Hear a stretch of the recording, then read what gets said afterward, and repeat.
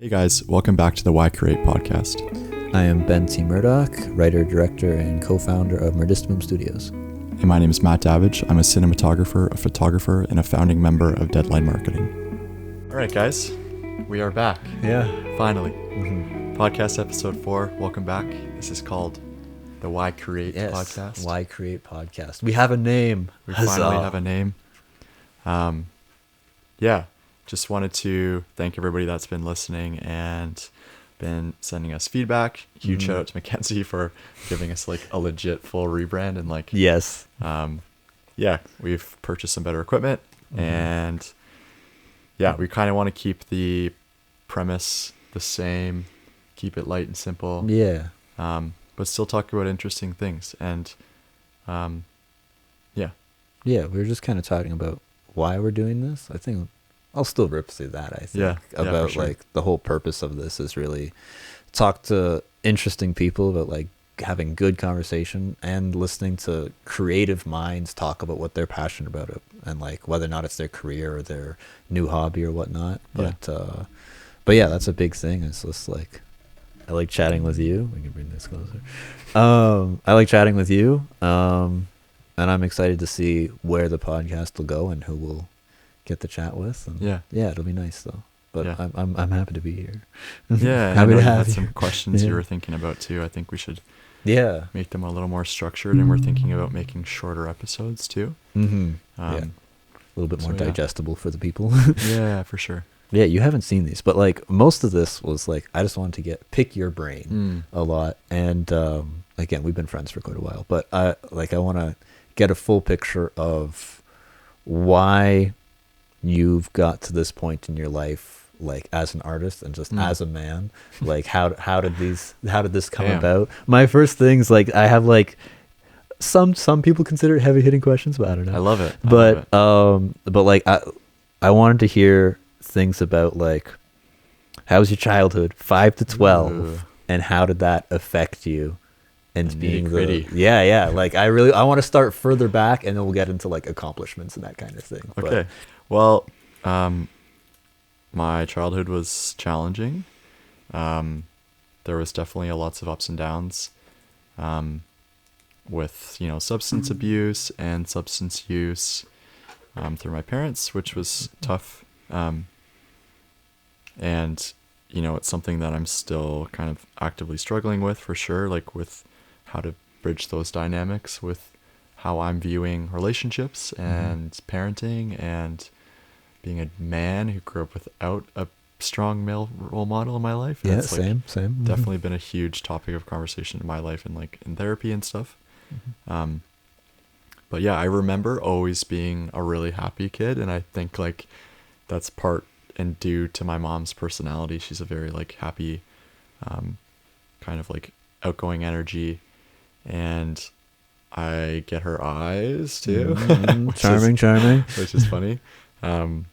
But yeah, I think it was like definitely, I feel lucky that I was able to play outside a lot, and like I got into video games, and then I got into skateboarding, and like that kept me outside and like out of trouble, and just kind of like got me into shooting and doing photo work, which is cool. Like that's what really introduced me to it. And then like I just have always known that I didn't want to do anything else. I've always kind of been entrepreneurial, and like I almost failed my photography class in high school because like I just didn't like her style of shooting, and like I was like definitely probably rebelling in like grade 11, and like she can't tell me what to do, and I was just like, so that was pretty funny to look back onto now, and like now that I do this for work. But yeah, kind of sums that up for like 5 to 12. That's awesome, man. I want to know a non-financial accomplishment that you're proud of, like today. Ooh. Fuck, that's a really good one, man. Yeah. Finishing school, that was like a big like fuck yeah moment. And then like, is that high school, college? What part is okay? Yeah. Finishing, we met in college. For the people that don't know, but finishing school, like I tell some friends, tell like younger kids who haven't graduated yet, the feeling walking across the stage is like no other. And I had nobody come with me. Like none of my family made it for graduation. Yeah. Nobody was there. And like being so far away, I was 8 hours from my hometown when I was going to school.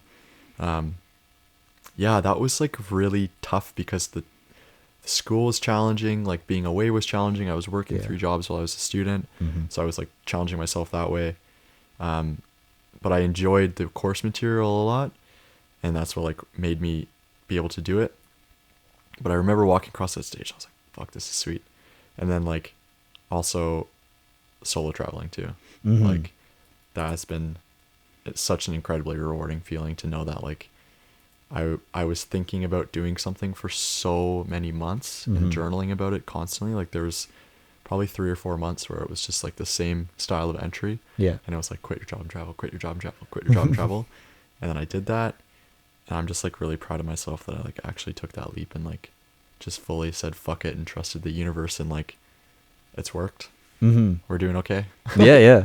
Things are good. No, I definitely want to jump into your solo travel in a little bit. Yeah. Because like that could be like 4 episodes on its own. Because I think so too. Just give a little quick recap of when you left and where'd you go. Yeah, sure. So I quit my job officially in December, and I moved out of my house, like the place I was staying at in Hamilton, in November. So I moved back in with my mom, which was like a, hard transition when you've lived alone for so long. And then I quit my job in December. I left January 14th of this year. And that was 2023. 2023. And I went to Ireland and then Indonesia and then Australia and New Zealand and then Vietnam. And I got back officially to Ontario like probably the second week of May. Yeah. And that was completely by yourself. Yeah. Yeah. No, that's like, we've chatted a little bit about this, but very little actually. But I think we should do a full episode just on that. Yeah. Like, that'll maybe be episode 5. We'll see. For the podcast listeners. But we'll come back to that because that is so interesting to me. I want to pick all about that. Yeah. But this is another one. So I really want to hear about something that you never knew you wanted until it was right in front of you. Oh shit. Man, these are great questions. I know you. I know you, and I was really curious. I don't know. I don't know. Something that I feel like, I don't know if you can relate to this, but it's like you kind of want the chase of something hard for so long, and then you get it, and you're like, all right. Like, yeah.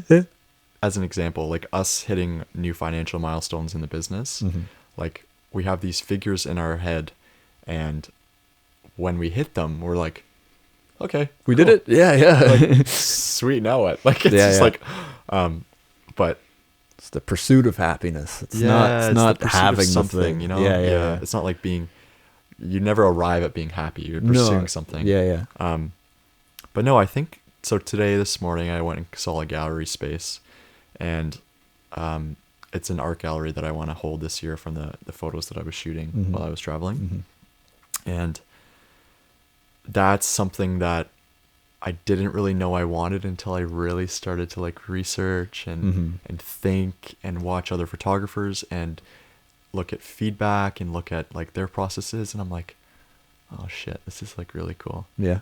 But I feel like generally I've been pretty kind of straight and narrow minded as far as like things I know I want. I've kind of been, I have a huge goal list on my phone. Yeah. And like checking off buying a new camera was like really cool to check that off. Yeah. Forgetting that I wrote that in there and not really having a timeline. Yeah. Of when I wanting to do it, but do things pop onto that goal list easily, or are they like kind of slow builds before they even get on there? I feel like the big stuff is big stuff is slow builds for sure, but like the little stuff, I'll just like pop on there. Like I skydived and bungee jumped. That's something that's like I feel like on everybody's like it's kind of list, like a thought. Yeah. Like everybody's like, oh, skydive, it's like, so like checking those off, I was like, holy shit, I actually did that. Yeah. I was like, holy shit, like what the hell? So that was pretty cool. But like, I don't know, I try to revisit it every January. That's good. And honestly, last year was the first, I think it was last year, maybe it was going into 2021, where it was the first year that I actually did that.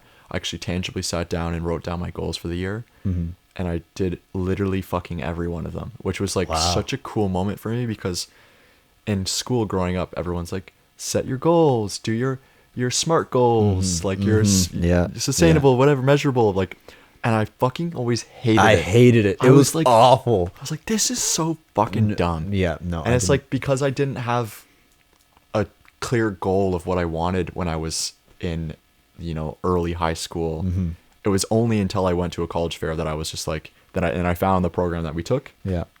That was when the switch like fully flipped. And there's been a few of those moments in my life where like I was like, okay, that was a plot moment. Like that was like a fucking clear steer in the right direction. Yeah.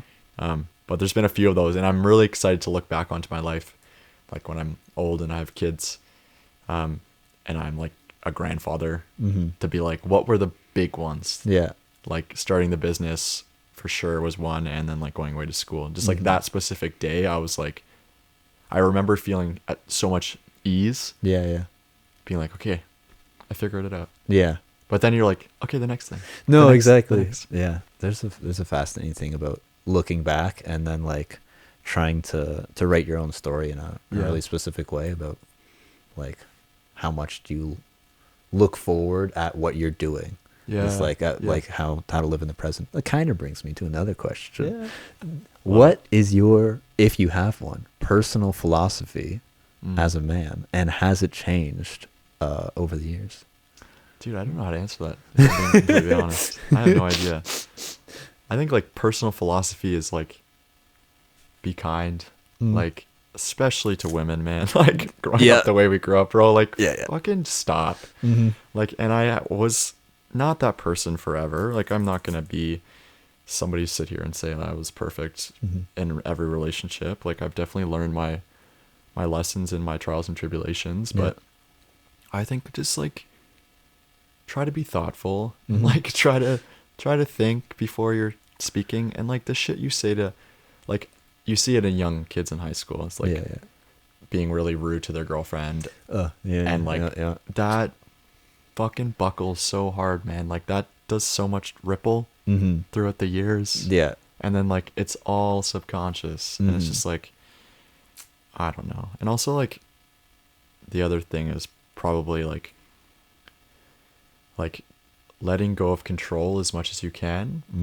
Like it's hard when we have everything at our fingertips all the time, especially in like Western society. Everything is accessible, everything is easy, public transport, you can get anywhere. And like I really experienced that when you're in like a third world country and you're just like, fuck, asking somebody to go to the washroom is difficult at times. And like, because there's a language barrier, and like it's just, there's so many factors. And I just remember feeling so much ease with so much uncomfortability. And I think it's just like being comfortable in the uncertain. Okay. Yeah. But yeah, it's kind of like, I'm still definitely trying to answer that question myself. The big overarching question of like, because it's like masculinity ties so much into sexuality, and like it's very challenging that way. And like, I don't know, it's just been an interesting life. Yeah, absolutely. That's an entirely other conversation that I am very excited to have at another point. There might be tears. It'll be fascinating. No, I'm excited please, for this that. is what it's about, man. Shoot, another question. I'm so fascinated about how this is going to edit, whether or not it'll be like questions on this, but we'll find out. It's like, I wanted to know, because you've talked a lot about people that like you look up to, or you want to like not emulate, but who have you looked up to? Have you looked up to people? I want to know like who inspires you, and especially over the years. Like I want to know, as a kid, who did you look up to? Fuck, I don't know. No? That's the thing, is like, I remember, well, actually, that's wrong, I should say. I remember watching, and this is something I want to talk to a specific guest that we're going to have on about. Okay. So there's 3 skateboard cinematographers that I've like loved fucking forever. Like there's 100 that are amazing. And there's so many like good dudes out there. But like the ones for me were Ty Evans, Chris Ray, and then like Arto Sari. And like French Fred can fall in that category too. But it was like Ty Evans was breaking into the scene. He's like grew up filming like Mm-hmm. VX1000, which is like standard definition tapes, and Mm-hmm. you're like recording to something else that records to your computer, and it's like kind of more challenging, more considered authentic skateboarding. Okay. But he was doing things on just such a different level. Like he had like a front mounted camera to his van, Okay. and had his whole van built out before van did build outs were a thing. Yeah. And basically was like, okay, if I bring a skater to a spot to get a trick, there's nothing in this van.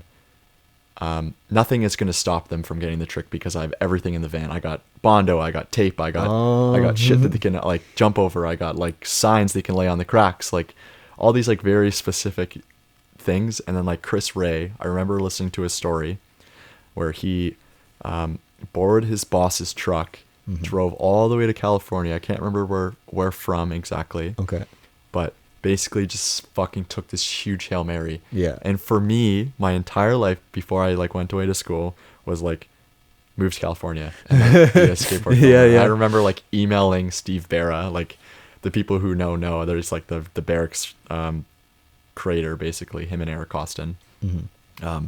I remember emailing him in high school and he replied. Oh yeah. And like I was just like, oh my god, this is my life. Like That's wild. before, like I told him, I was like, okay, Steve, I'm gonna finish school and Mm-hmm. I'll email you. And he's like, just let me know, man, no problem. And it was just like the coolest. That's really cool. Having that email back from him, like when technology was still like so kind of fresh, like so like rudimentary, I should say. Back in the day when the computers were just starting up. Yeah, it was like on my 5S, I think. Like I don't even know. Like it was just like funny. And then like I remember like you just like your goals change along the lines. Like I still want to be involved in the skateboarding space now. Like there's 4 core things that I want to do, and one of them is like shooting, honestly, volunteer basis, like skateboarding, just because like it makes pretty images. Like Yeah. you can get some really pretty images out of it. And I remember I was in New Zealand. I was walking by this guy trying a switchback tail switch shove on this like outledge, and I was walking by him on the way to see this cute girl from Germany, and he was like getting really close, and there was like a full team of guys filming and shooting these photos, and I was just like brought me right back to that moment. I was just like, holy shit, this is so cool. And I was like, man, I never want this like to not be a part of my life. Like, Yeah. and like skating and pushing around, and like, now it's progressed into like rock climbing and snowboarding and slacklining. But like without that, I don't know Where it would have went. what it would have rippled into. Like I don't know because I wasn't really interested in like traditional sports growing up. Like I always thought I was like really dumb to like be on a team and care. Okay. And then like I naturally got more competitive growing up, Yeah. and now I'm like, that'd be so fun to do. Yeah. But yeah, that kind of sums that up. Cool. Yeah. I'm curious now. I have another question for you. I've got a Yeah. whole slew of them. Do you remember the first piece of art, if there has been one, the first project or piece of art that you made that turned out the way that you wanted it to? Because I know like both of us can be pretty hard on ourselves about what we put out and being perfectionists about having it be like, it's good, it's really good, but it's not exactly how I saw it. Yeah. I remember there was a really distinct moment that I like felt like I understood photography. Like, and it's something that it's a constant learning space, and I think that's why like the biggest thing why I haven't stopped doing it. So when was this? When did this moment happen? Yeah, I'm trying to remember exactly, but it was in grade 10, but I got my first camera in 2012, so I think I was in grade 9 maybe, potentially. Okay. Yeah. Or grade 8. So it was a few years of shooting and not understanding why my photos didn't look the way they wanted. I saw them. Yeah. And then I went to this like outdoor class called Kelp. It was like kind of like a semester away from your school. And I remember we had like a photography day where we shot with a bunch of photographers. Oh, awesome. And they're all like older, like our parents' age at the time. And I was like, holy shit, this is so cool. And then he showed us how to edit your photos. Oh, okay. And I was like, whoa. Because I used to be like, never editing a photo. No, I was no, like, no. this is the photo you get. Yeah. It's Take out it. of the camera. That's how you get it. And now I'm like, bro, come on. Like, But that was such a distinct moment where there's actually a few photos that I still consider really good. Like there's a photo of a wasp that I took that I'm like, how did you fucking take that? Like it's so clear. How old were you, do you think? Literally like 15, 16, That's grade awesome. 10. Yeah. I heard about that. And then there was another one, like I remember my sister and my mom used to like paint and stuff growing up, like draw a little bit. And then I remember I like painted this like little landscape thing with like pastel. Oh, okay. It didn't look exactly the way I wanted to, but I was just like, okay, this is like cool. And I was like proud of it. And then like, I wish I leaned more into that, you know, like leaned into like being okay with, not giving a fuck what people thought about my art, because at the time making art was like what the weird kids did. Yeah. That was definitely. So now I'm like trying to actively break that mentality all the time. And like, again, forcing myself to do stuff that I like really don't want to do, or like think it's going to look a certain way or whatever. Like, it's just, yeah. Okay. Have you ever abandoned one of your goals? I don't know. Actually. Like removed it from priority, perhaps. I remember I used to want to be an accountant really bad. Like, really? Yeah. I did not know this. Yeah, I took like business all through high school, and the plan was to get a CPA. Okay. And then like, I just knew that I didn't want to do that much school. Yeah. And because my friend at the time was like, "Oh, you can't really do like skateboarding for a living. Like that's not a thing." Yeah. And I was just like, well, you know. I want it to be. And then like, yeah, I definitely abandoned that. I would never do that. No. I would like, man, no hate to any accountants or CPAs out there, because I have friends, but like who are the CPA, but I'm very, very happy with where my life is right now. Yeah, like, it's a beautiful feeling. That's awesome.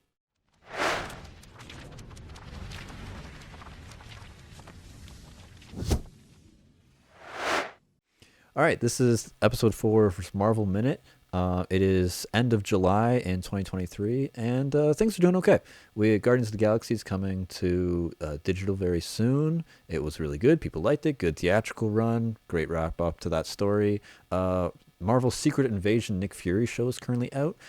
Pretty good, decent reviews. Again, the fan base is a little divided currently. We're seeing what Phase 5 really looks like for us. But the biggest controversy so far with the Nick Fury show was just the opening credits used some AI for the crediting, which people are not cool with. But in general, good show, well acted. The Marvels is coming out in November, so we'll see how that goes. Marvel's skipping Hall H this year at Comic-Con, which is not unsurprising, but pretty good for them because they need to reorganize. And we have some writer strikes, so there's no production currently going on. But yeah, things are going okay. And that's been this episode's Marvel Minute. I got 2 that I really wanted to get through. Cool. Of what was your most recent mistake or setback in your life that you had to like overcome, and how did that, like, it's anything, you know? You just be like, I didn't get the right parking space. I want to just like poke at you. Honestly, it's corny as fuck, but I was thinking about this today driving, like back to Brampton, and I was just like, I don't know. Again, this is my own perspective. Like, that's what we're here for. That's why the podcast is here. You meet people who are like kind of caught in a negative rut, and then things just keep happening to them, like shit. Yeah. And they're like, fuck, shit just keeps happening. And I'm like, it's because you're putting out that energy. Like, you're like attracting bad shit to happen. And like, bad shit just happens to people. Like, somebody threw a glass at my head in fucking New Zealand. That was just a bad thing that happened to me. Yeah. But I'm very thankful that like things have gone the way I wanted them to be, and it's because I think it's my attitude towards shit. Because like, when things do go bad, I don't dwell. Like, I'll be upset for sure, but like, I heard this in a podcast. It's give yourself 10 minutes. Let yourself fucking fester, throw, whatever the fuck, scream, yell for 10 minutes, and then cut that shit off. And and I think like the man's brain is more naturally solution oriented. So it's like, when bad shit happens to me, I think like, okay, what the fuck is the solution? How Other do I than like fix it?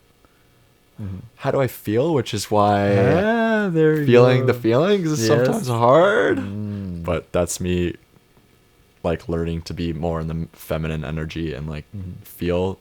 I can intellectualize my feelings as much as I want, but I didn't Yeah. actually feel them. Oh, okay. You Oh, know? yeah, got to get past that barrier So- there. Yeah, yeah. So it's something I'm still working through for sure. But Oh, like, same here. Yeah.